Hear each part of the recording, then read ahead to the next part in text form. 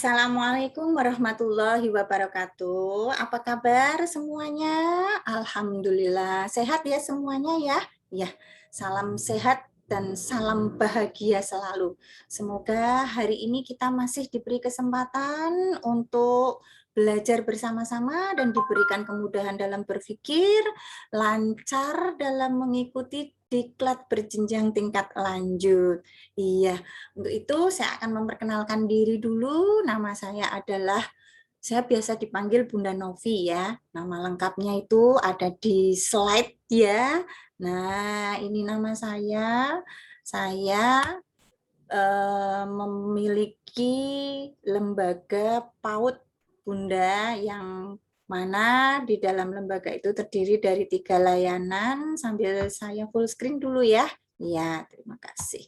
Nah, di situ saya adalah pengelola lembaga dan alhamdulillah sampai hari ini saya masih dipercaya dan diberi amanah untuk mengelola di Yayasan Aisyah. Iya. Kemudian saya di Himpaudi adalah wakil ketua Himpaudi Kabupaten Pekalongan. Nah, makanya kalau mungkin yang sering tahu saya, lihat saya ya.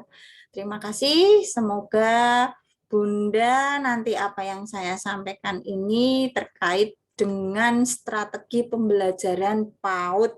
Biasanya Bunda semuanya sudah melakukannya. Ya, nggak ada yang belum melakukannya. Hanya saja mungkin belum tahu apa sih itu strategi. Biasanya kalau di akreditasi itu ditanyakan ya. Nah, di sini nanti kita akan bersama-sama sharing, kita sharing ya. Mungkin di dalam lembaga sudah pernah melaksanakan seperti ini, Bunda. Tapi bagaimana sih yang saya lakukan benar atau salah gitu ya. Kita berbagi pengalaman di sini. Kita lanjut, Bunda. Nah, ini tadi nama saya sudah perkenalkan diri. Yang pingin japri, monggo terkait dengan strategi pembelajaran. Jangan tanya ya, suami saya kerja di mana, di luar jalur ya. Oke, terima kasih. Kita belajar dulu apa itu strategi pembelajaran anak usia dini. Ada yang tahu, Bunda? Silahkan. Ya, bisa jawab? Tunjuk jari, jangan malu-malu kucing. Karena kesalahan itu adalah sesuatu untuk mengawali apa? Mengawali apa? Pengetahuan. Ya, jadi kita akan mengetahui dari kesalahan itu, kita akan mengetahui, oh saya jawabannya salah, ternyata yang benar seperti ini. Nah, jangan pernah malu untuk mengutarakan pendapat. Ya. Oke, Bunda silahkan. Ya. Oke. Ada lagi? Iya, macam-macam ya jawabannya ya. Saya terima semuanya. Luar biasa saya bertemu orang-orang hebat hari ini. Ya, orang-orang yang mau belajar untuk kemajuan anak-anak bangsa menghadapi abad 21. Iya, terima kasih. Nah, di sini ada pendapat dari Gerlach and Ellie ini ya. Nah, apa sih strategi pembelajaran, yaitu cara-cara yang dipilih untuk menyampaikan materi pembelajaran dalam lingkungan pengajaran tertentu yang meliputi sifat, lingkup, dan urutan kegiatan dapat memberikan pengalaman belajar kepada peserta didik. Jadi strategi pembelajaran itu yang bisa memberikan pengalaman belajar. Ingat ya ayah dan bunda ya, menuju abad 21. Sekarang kita sudah tidak boleh berpikir seperti guru-guru zaman dulu, pendidik-pendidik zaman dulu. Kita harus mencoba out of the box ya, kita keluar dari kotak. Siapa yang di lembaganya masih menggunakan lembar kerja? Kok senyum-senyum? Kok senyum semua? Ayo siapa ini? Nah, coba kita pikirkan kembali ya. Kita kata Mas Menteri itu kita harus merdeka belajar, memberikan anak-anak kita ya pola pikir yang apa Bunda? Apa? Iya, betul. Lebih maju dari yang pola pikir lama ya. Oke, kita memberikan pengalaman belajar yang luar biasa kepada anak-anak didik untuk membangun pengalamannya sendiri, bukan pengalaman guru. Karena pembelajaran sekarang adalah berpusat pada anak, ya. Jadi kita harus optimalkan itu agar anak selalu bisa membangun pengalamannya sendiri tanpa didikte oleh guru-gurunya. Oke, kita lanjutkan. Nah, di sini ada beberapa model pembelajaran. Tunggu dulu, apa itu model pembelajaran? Kalau model baju tahu ya Ibu ya? Oke, model baju tahun ini apa ya yang lagi ngetren ya? Pasti semuanya tahu, apalagi di sini banyak bunda-bunda cantik-cantik ini yang mungkin fashionnya lebih ya. Nah, sekarang yang saya tanyakan bukan model baju, tapi model pembelajaran.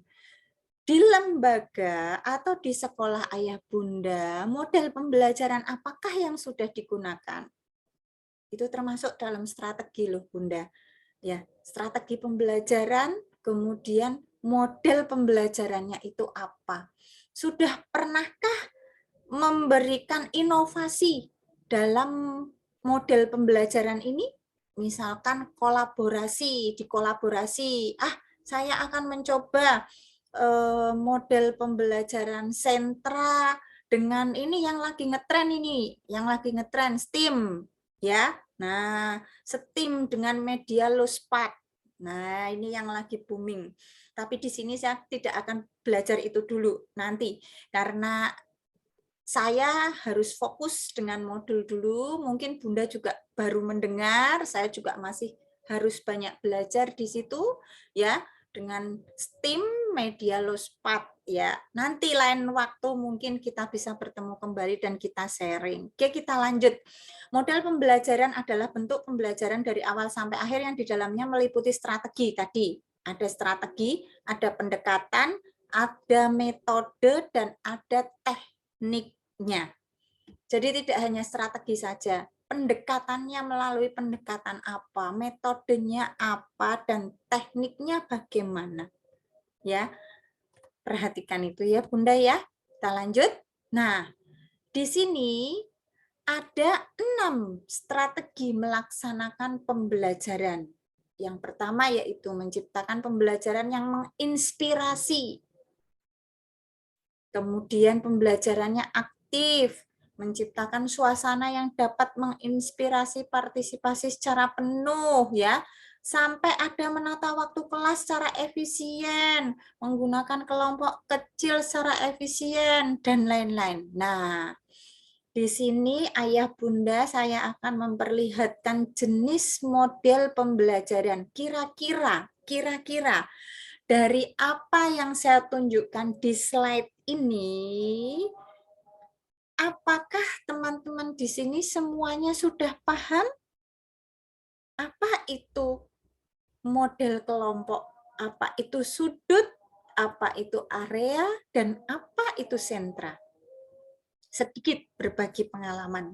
Kebetulan saya ketika pertama kali mengajar di tahun 2007, saya masuk lembaga, itu lembaga saya sudah sentra. Jadi saya itu justru belajar kelompok, area, sudut ketika saya kuliah S1 PAUD. Saya akui, saya masuk lembaga itu langsung belajarnya sentra, sampai saya melakukan studi banding ke Nur Aini Jogja, ke Bukit Aksara Semarang, kemudian ke PP PAUD. Itu yang saya pelajari adalah sentra, mendalami sentra, dan tidak semudah yang saya bayangkan ayah dan bunda. Di situ saya benar-benar selalu melakukan perubahan dan perubahan sampai akhirnya saya tahu, oh sentra itu seperti ini. Nah, ini pengalaman saja ya. Jadi kalau saya ditanya, Bu, sudut itu bagaimana, kelompok bagaimana, area bagaimana, sepertinya saya juga kurang ini ya, karena saya tidak pernah praktek. Jadi saya hanya belajar di TK-TK lain, dan di kelompok bermain itu jarang yang Kabupaten Pekalongan ya, yang sudah semuanya hampir menggunakan sentra. Nah, oke, kita lanjut Ayah Bunda. Ini salah satunya. Saya kasih contoh ini. Model sudut, yaitu model pembelajaran sudut, memberikan kesempatan kepada anak didik belajar dekat dengan kehidupan sehari-hari. Model ini bersumber pada teori pendidikan dan perkembangannya Montessori. Ya, apa itu model sudut? Ada yang sudah menggunakan model sudut di lembaganya?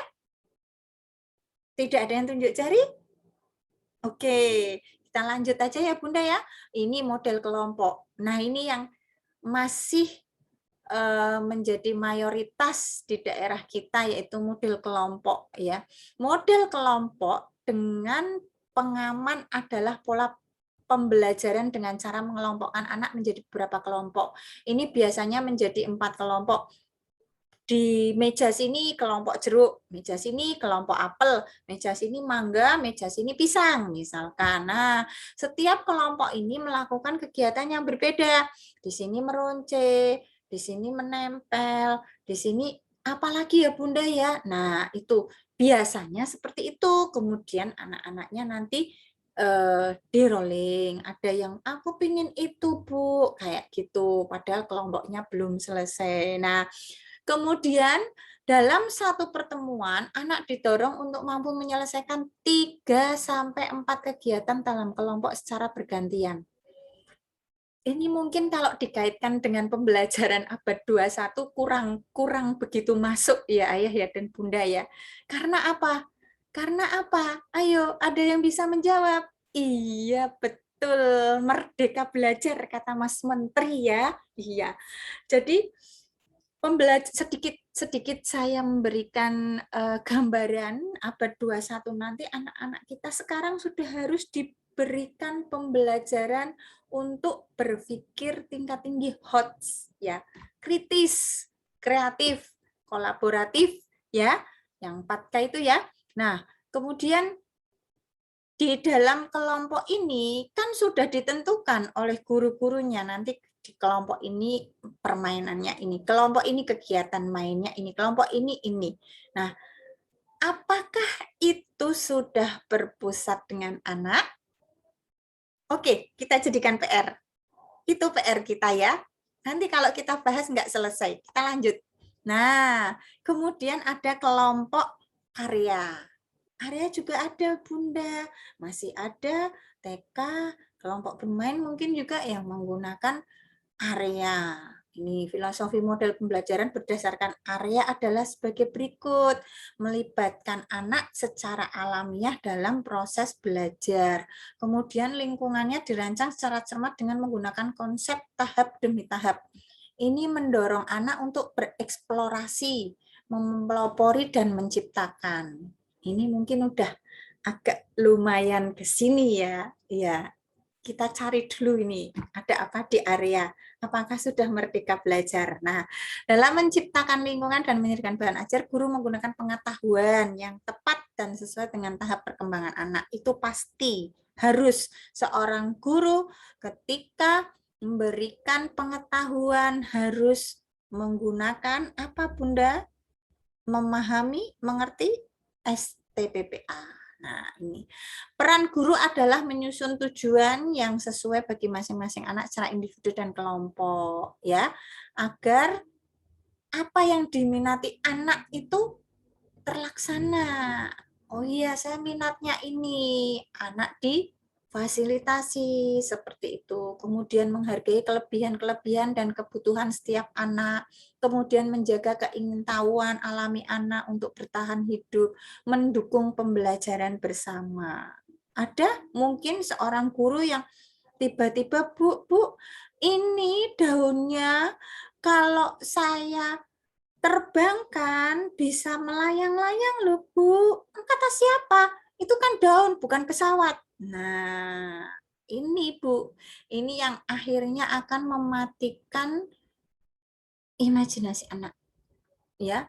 Karena itu gurunya tidak menyusun tujuan yang sesuai dengan masing-masing anak ini secara individunya bagaimana. Nah, itu kan mereka punya pendapat sendiri-sendiri, bukan pendapat gurunya.